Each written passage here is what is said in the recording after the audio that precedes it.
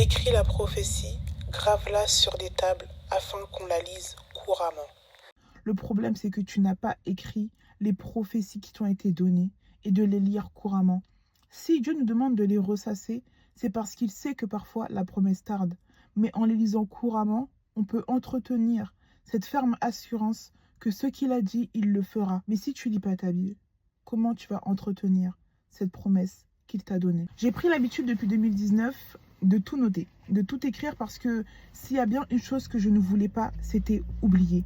Parce que je sais que ma mémoire, je ne peux pas lui faire confiance. Et en prenant cette habitude d'écrire depuis 2019, j'ai vraiment réalisé que le Seigneur, il accomplissait petit à petit les choses qu'il a dites sur ma vie. Parce que le Seigneur, il sait pourquoi il nous demande d'écrire les prophéties afin qu'on puisse s'en souvenir. Le problème, c'est pas que Dieu t'a oublié. Le problème, c'est que tu as oublié d'ouvrir ta Bible pour te ressasser les paroles de Dieu. L'Éternel, il est avec nous pour accomplir sa parole. Et c'est par sa parole que nous pouvons demeurer dans l'attente et dans l'espérance. Quand j'ai réalisé qu'il y avait des moments où je ne croyais plus en la promesse, c'est parce que je n'étais pas retournée dans sa parole pour entretenir ma foi, pour entretenir mon espérance. C'est en lisant sa parole qu'on peut continuer de croire en ce qu'il a prévu pour nous. Car c'est une prophétie dont le temps est fixé. Elle s'accomplira certainement. S'il y a bien un conseil que je veux te donner aujourd'hui, c'est d'attendre la prophétie, c'est d'attendre la promesse. Attends-la fermement. Elle ne mentira pas.